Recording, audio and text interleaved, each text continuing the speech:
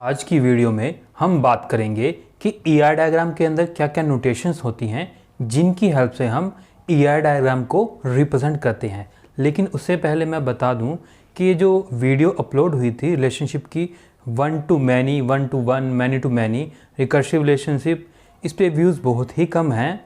तो गाइज़, अगर आप सोचते हैं कि टॉपिक इम्पोर्टेंट नहीं है तो आप गलत हैं। इसके अंदर जो पॉइंट्स हैं, रिलेशनशिप की डिग्री क्या होती है, कार्डिनैलिटी रेशो क्या होती है, पार्टिसिपेशनल कंस्ट्रेंट क्या होता है और टोटल पार्टिसिपेशन, पार्शियल पार्टिसिपेशन क्या होती है, तो ये इम्पोर्टेंट पॉइंट हैं।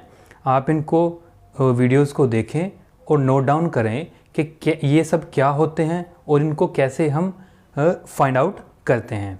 तो बात करते हैं हम ईआर डायग्राम नोटेशंस के बारे में। तो सबसे पहले लिखा है एंटिटी।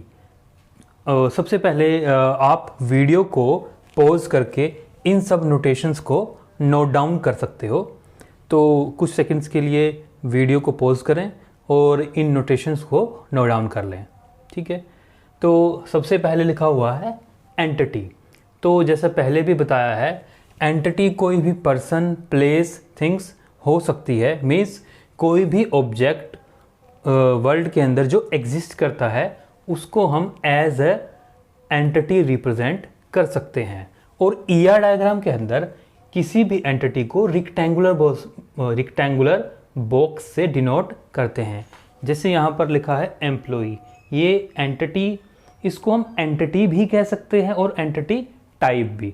ठीक है, क्योंकि बुक्स के अंदर इंटरचेंजेबली ये वर्ड यूज़ होता है। एक्चुअल में ये एंटिटी टाइप है, लेकिन बुक्स में ये इंटरचेंजेबली यूज़ करते हैं। इसको एंटिटी भी कह सकते हैं और एंटिटी टाइप भी कह सकते हैं। तो ये एम्प्लॉई है एंटिटी टाइप, इसको हम रेक्टेंगुलर बॉक्स से रिप्रेजेंट करते हैं।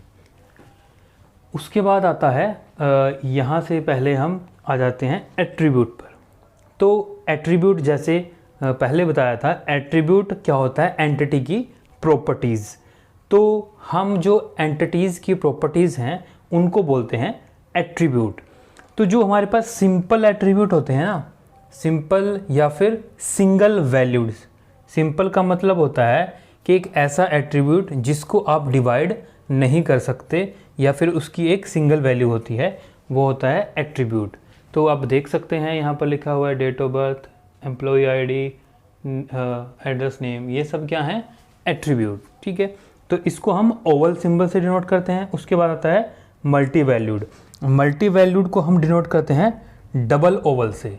मल्टी वैल्यूड का मतलब जैसे पहले बताया था एट्रीब्यूट्स के लेक्चर में, एक ऐसा एट्रीब्यूट जिसकी वैल्यू एक से ज़्यादा हो सकती है। तो जैसे लिखा है फ़ोन नंबर, एक कोई भी स्टूडेंट है या पर्सन है उसके पास एक से ज़्यादा फ़ोन नंबर हो सकते हैं, तो इसको हम डिनोट करते हैं डबल ओवल सिंबल से। उसके बाद आता है की एट्रीब्यूट। की एट्रीब्यूट ऐसा एट्रीब्यूट होता है जिसकी हेल्प से हम किसी टेबल के अंदर रिकॉर्ड्स को यूनिकली आइडेंटिफाई कर सकते हैं। कि एक ऐसा एट्रीब्यूट जो हमें बताते हैं कि जो टेबल के अंदर रिकॉर्ड्स हैं वो सारे के सारे अलग अलग पर्सन के हैं या स्टूडेंट के हैं। तो की एट्रीब्यूट के नीचे होता है एक अंडर लाइन। ठीक है, वो यूनिक हमारे पास क्या होता है, एट्रीब्यूट। तो जैसे एम्प्लॉय आईडी, हर पर्सन के लिए एम्प्लॉय आईडी यूनिक होती है, अलग अलग होती है। तो ये की एट्रीब्यूट है, इसको हमने डिनोट किया है अंडर लाइन से, और इसी को हम बोलते हैं प्राइमरी की। ठीक है बात, तो याद रखना है ये की एट्रीब्यूट जो होता है उसको हम अंडरलाइन से डिनोट करते हैं, उसी को हम बोलते हैं प्राइमरी की। तो याद रखना है, प्राइमरी की को ईआर डायग्राम में अंडरलाइन से डिनोट करता है। तो अगर क्वेश्चन आए इस तरह से, ओवल के अंदर एक एट्रीब्यूट है और अंडरलाइन है, उसको हम की एट्रीब्यूट कहते हैं या फिर प्राइमरी की भी कहते हैं। ठीक है, उसके बाद कंपोजिट एट्रीब्यूट, एक ऐसा एट्रीब्यूट जिसको आप सब पार्ट्स में डिवाइड कर सकते हो, वो होता है कंपोजिट एट्रीब्यूट। जैसे नेम है, नेम 3 पार्ट्स में डिवाइड हो सकता है, फर्स्ट नेम, लास्ट नेम और फर्स्ट नेम, मिडल नेम आएगा यहाँ पर, फर्स्ट नेम, मिडल नेम और लास्ट नेम। तो ये एक क्या है, कंपोजिट एट्रीब्यूट। कंपोजिट एट्रीब्यूट को हम इस तरह से ईआर डायग्राम में डिनोट करते हैं कि एक ओवल है, उसी में से ओवल्स निकल रहे हैं, तो ये क्या है, कंपोजिट एट्रीब्यूट। उसके बाद आता है ड्राइव्ड एट्रीब्यूट। ड्राइव्ड एट्रीब्यूट को हम डैश ओवल से डिनोट करते हैं, ठीक है भाई, डैश ओवल से। ड्राइव्ड का मतलब एक डेटाबेस में वैल्यू स्टोर्ड है, उस स्टोर्ड वैल्यू से हम दूसरी वैल्यू निकालते हैं, तो वो क्या कहलाता है, ड्राइव्ड एट्रीब्यूट। जैसे डेट ऑफ बर्थ है, एक सिंपल एट्रीब्यूट है, इसकी हेल्प से हम एज को डराइव कर सकते हैं, तो ये डैश ओवल में डिनोट है, ये क्या है, डराइव्ड एट्रीब्यूट, ठीक है। उसके बाद आते हैं रिलेशनशिप पे। तो रिलेशनशिप क्या है, दो एंटिटीज़ के बीच में एक रिलेशनशिप मीन्स एक एसोसिएशन है जिसकी हेल्प से दो एंटिटी आपस में कनेक्टेड होती हैं, वो होता है रिलेशनशिप। रिलेशनशिप को हम डिनोट करते हैं डायमंड सिंबल से। जैसे यहाँ पर एक एम्प्लॉई है एंटिटी और एक डिपार्टमेंट एंटिटी है, मीन्स एम्प्लॉई काम करते हैं डिपार्टमेंट के अंदर, या फिर यहाँ पर ये रिलेशनशिप का नाम है मैनेज, मीन्स इसका मतलब क्या है कि हमारे पास जो एम्प्लॉई है, ठीक है, एम्प्लॉई मैनेज करता है डिपार्टमेंट को, ठीक है, तो ये एक मैनेज एक रिलेशनशिप है, ठीक है, और इसको डिनोट करते हैं डायमंड सिंबल से। उसके बाद यहाँ पर दो चीज़ें लिखी हैं, एक वीक एंटिटी और एक आइडेंटिफाइंग रिलेशनशिप। तो लास्ट लेक्चर में हमने पढ़ा था कि स्ट्रॉन्ग एंटिटी क्या होता है और वीक एंटिटी क्या होता है। तो जो वीक एंटिटी होती है ना, वीक एंटिटी डिपेंड करती है स्ट्रॉन्ग एंटिटी पर, ठीक है। वीक एंटिटी वो होती है जिसमें कोई की एट्रीब्यूट नहीं होता, और स्ट्रॉन्ग एंटिटी वो होती है जिसमें हमारे पास की एट्रीब्यूट होता है। मीन्स तो जो वीक एंटिटी है वो अकेले एग्जिस्ट नहीं करती, अगर उसको एग्जिस्टेंस में आना है तो वो एक स्ट्रॉन्ग एंटिटी के साथ एक रिलेशन बनाएगी, उस रिलेशंस की हेल्प से वो एग्जिस्टेंस में आएगी।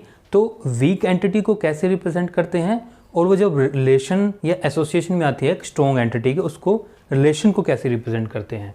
तो यहाँ पर आप देख सकते हो कि ये एम्प्लॉई है, हमने लास्ट लेक्चर में पढ़ा था, एम्प्लॉई है और उसके डिपेंडेंट मतलब उसके फैमिली मेम्बर। फैमिली एम्प्लॉई को तो आईडी मिलती है कंपनी में, लेकिन उसकी फैमिली मेम्बर को नहीं मिलती ना। अगर उसके फैमिली मेम्बर को आइडेंटिफाई करना है एम्प्लॉई की क्या है, तो ये डिपेंडेंट के अंदर है उसके फैमिली मेम्बर, और एम्प्लॉई में एम्प्लॉई की आईडी है, इसके साथ अटैच करके हम उसके फैमिली मेम्बर्स को देख सकते हैं। तो ये डिपेंडेंट क्या है, वीक एंटिटी टाइप, और वीक एंटिटी टाइप को हम डिनोट करते हैं डबल रेक्टेंगुलर बॉक्स से, ठीक है। डबल रेक्टेंगुलर बॉक्स आएगा तो इसका मतलब आप समझ लेना वो क्या है, वीक एंटिटी टाइप। और स्ट्रॉन्ग एंटिटी टाइप हम रिप्रेजेंट करते हैं सिंगल रेक्टेंगुलर बॉक्स से, ठीक है। और अगली बात आती है कि जो स्ट्रॉन्ग और वीक एंटिटी टाइप के बीच में जो आपस में जुड़े होंगे उस वो एक रिलेशनशिप होगा, और रिलेशनशिप का नाम क्या होगा, आइडेंटिफाइंग रिलेशनशिप। और आइडेंटिफाइंग रिलेशनशिप को हम डिनोट करते हैं डबल डायमंड सिंबल से, ठीक है बात। और दूसरी बात ये थी कि अगर हमारे पास एंटिटी और रिलेशनशिप के बीच में एक सिंगल लाइन है, तो इसका मतलब ये पार्टिसिपेशन क्या है, टोटल, ठीक है। तो जैसे यहाँ लिखा है ना, ये टोटल पार्टिसिपेशन है, सॉरी ये है पार्शियल। जब वो सिंगल लाइन से डिनोट होगी ना तो ये है पार्शियल, और जब वो डबल लाइन से डिनोट होगी तो ये है टोटल, ठीक है बात। तो टोटल पार्टिसिपेशन हमेशा डबल लाइन से आएगी, पार्शियल पार्टिसिपेशन हमेशा सिंगल लाइन से आएगी। तो जो स्ट्रॉन्ग एंटिटी होती है ना, वो टोटल पार्टिसिपेशन में भी हो सकती है और पार्शियल में भी हो सकती है, लेकिन इसके हिसाब से यहाँ पर फिलहाल पार्शियल में है। लेकिन वीक एंटिटी हमेशा टोटल पार्टिसिपेशन में ही आएगी, ठीक है। तो ये इम्पोर्टेंट पॉइंट्स हैं, इनको याद रखना है। और दूसरा है कार्डिनलिटी, ठीक है। कार्डिनलिटी को हमने पढ़ा था, जैसे ये एक रिलेशनशिप है 1 to n, यहाँ पर एम्प्लॉई है और डिपार्टमेंट है। तो एम्प्लॉई की जो कार्डिनलिटी है ना, एम्प्लॉई की कार्डिनलिटी वो है 1, और डिपार्टमेंट की कार्डिनलिटी है n।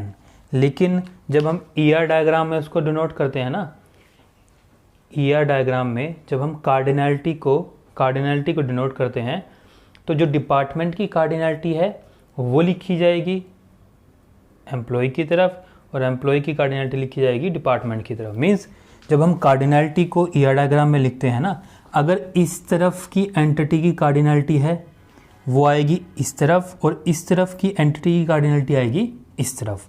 तो ये कार्डिनलिटी डिनोट करने का तरीका है ईआर डायग्राम के अंदर। तो ये हमारे पास नोटेशंस थे ईआर डायग्राम के। बहुत इंपॉर्टेंट टॉपिक है, इसको आप देखें और नोट डाउन करें और समझें कि किस तरह से इसको रिप्रेजेंट करते हैं। तो वीडियो को अच्छी लगी है तो प्लीज़ चैनल को सब्सक्राइब करें, वीडियो को लाइक करें, बेल आइकन को दबाएं ताकि नेक्स्ट वीडियो की नोटिफिकेशन मिलती रहे। धन्यवाद।